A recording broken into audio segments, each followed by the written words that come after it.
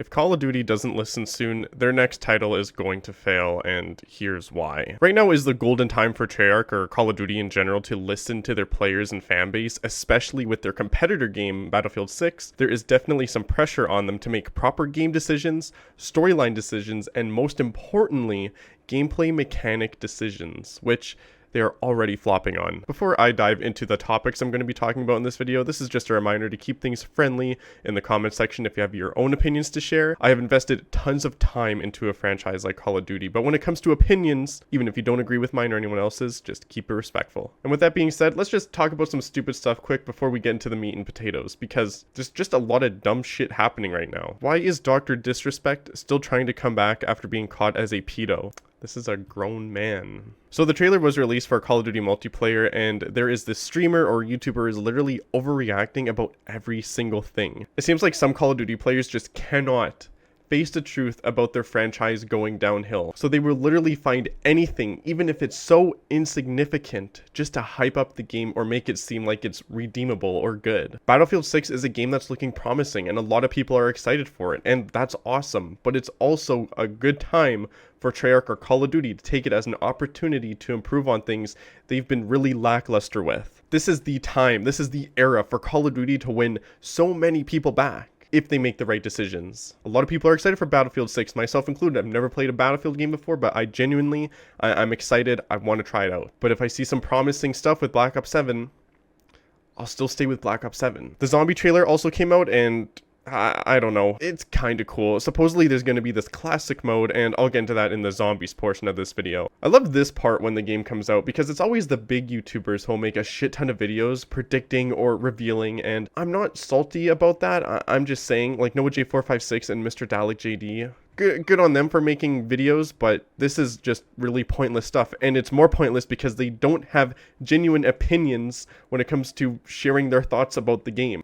It's only good stuff coming from them. It's just like, wow, I'm really excited for this. I can't wait to see what happens next. Like, it is nothing burger after nothing burger. It sounds kind of toxic, but it's also the truth. If a big creator is shitting on a game, it's also going to impact people buying that game. That's why Milo is the only real big creator, because he shares his feelings about zombies, and he's not really that excited.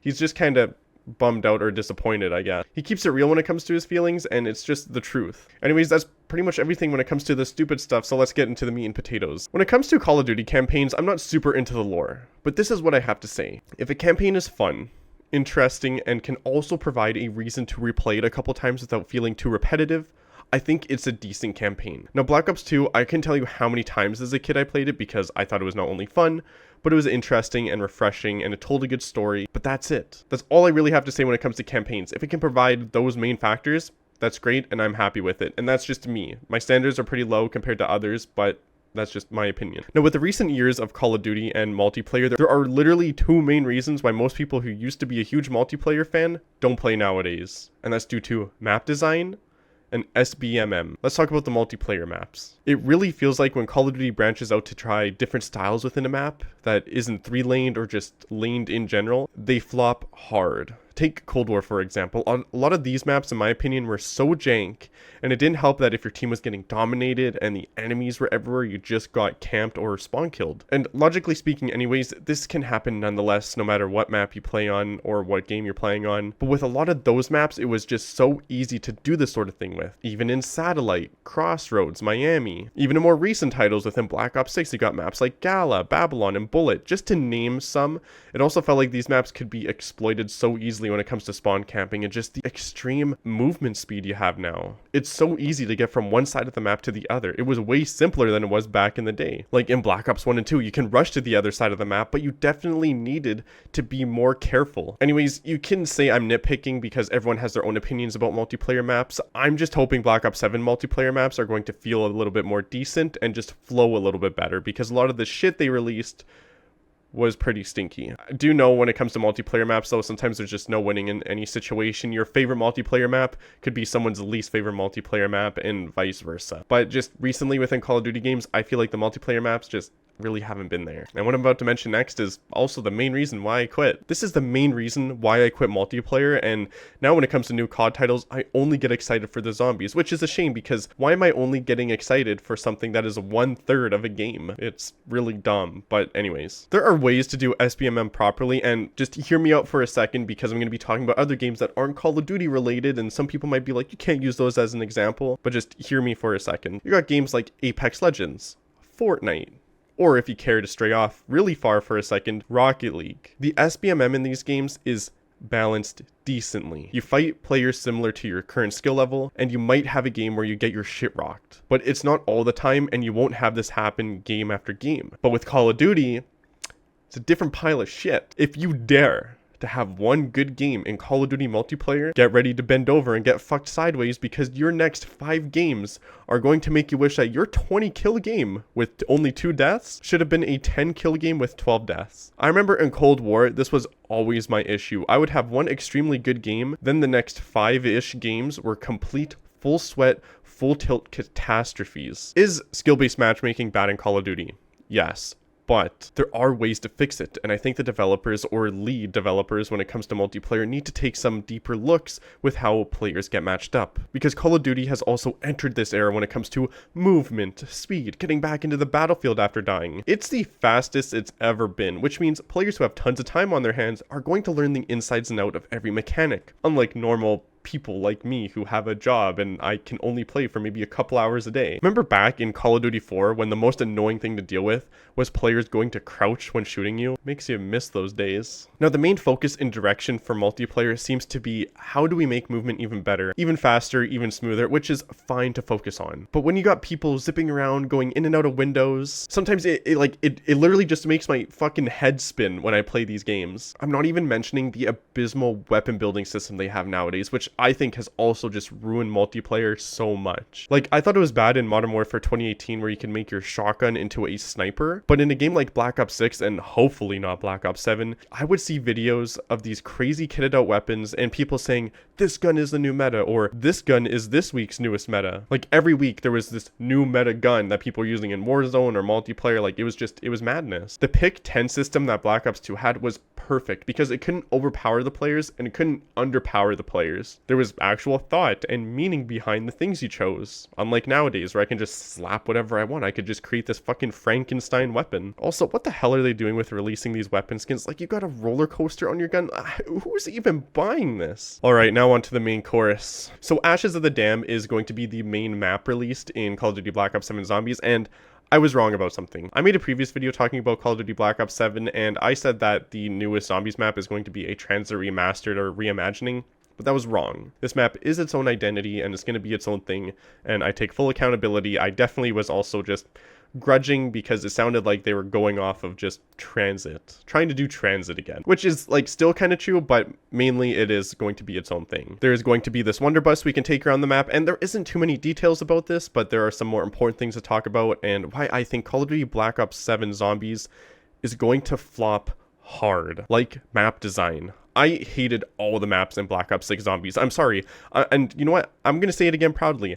I think the Black Ops 6 Zombies maps are the most boring, empty, and mind-numbing maps we've ever received within the Call of Duty franchise. It makes World War II Zombies look like a masterpiece. Hell, it even made me curious to look at Vanguard in the store. The maps just felt so bland with the Warzone movement or Omni movement. The game felt too easy. When it comes to Easter eggs, I didn't even bother with the last map because after the Tomb and Shattered Veil, why bother playing a Zombies map if the only thing I can do is just the main quest, build the Wonder Weapon, and like one main side Easter egg where the rewards are also just as boring. The only good thing about the Easter eggs in Black Ops 6 Zombies was getting a reward to show off, because who doesn't like showing off the rewards after they did something difficult? But the Easter eggs were also just so boring and easy. But this is going to be a battle no matter what way you look at it. If it's too difficult, no one's going to complete it, and if it's too easy, then it's just going to get repetitive and boring really fast. It's nothing controversial to say, it's just how it is. There's a hard balance when it comes to that aspect of Zombies. But Black Ops 6 just made me feel like they were holding my hand the entire time, like I was this toddler. I think they had a decent idea when it comes to the guided mode, but when they put that into fruition,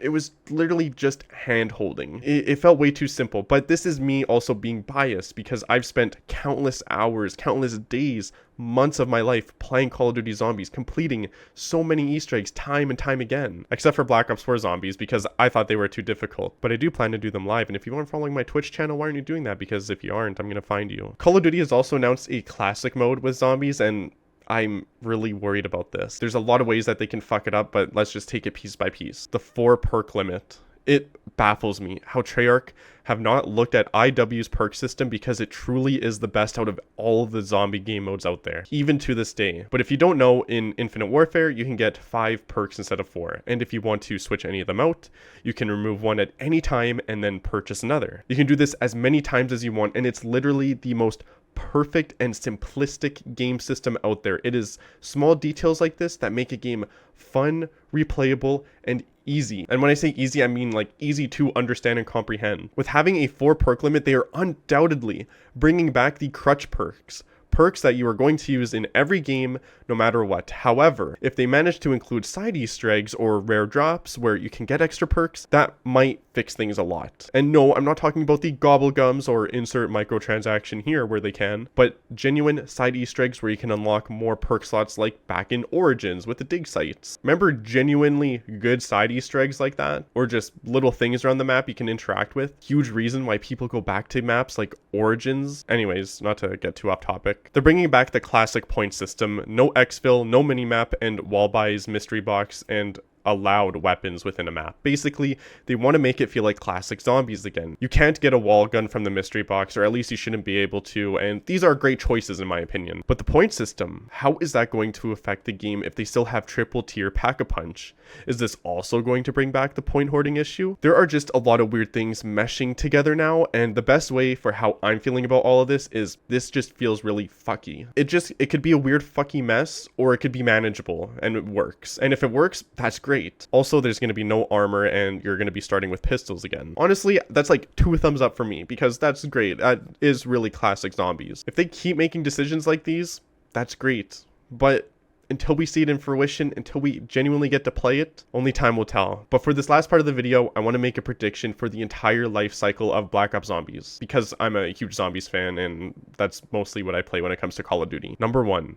The launch map is going to be really good, have a really good Easter egg, and a crazy ending cutscene. And this is nothing out of left field or like controversial, because this has happened countless times, like Shadows of Evil. I would say Blood of the Dead. Blood of the Dead was pretty crazy, like the ending cutscene. I think Milo literally cried. Number 2. DLC 1 and 3 are going to flop really hard. I think they are going to get too ambitious with these maps, get too confused, and possibly fall back on certain mechanics, which I think is why DLC 2 and 4 are going to be really good or goated. And DLC 4 maps aren't usually the best, like Revelations, Beast from Beyond, Forsaken, Frozen Dawn. These maps suck, but I think in Black Ops 7 DLC 4, it will be great. And lastly, for number 3, I think they're going to start another storyline. I have this feeling in my gut. I don't know what is causing me to think like this, and it's completely dumb. If you think that's completely dumb, that's totally fine. I think there's going to be a new storyline made after this game, or at least they're going to have a character like Dr. Monty or the Shadow Man come back and some crazy shit's going to happen. But with that being said, what are your thoughts when it comes to Black Ops 7? Are you excited? Are you not excited?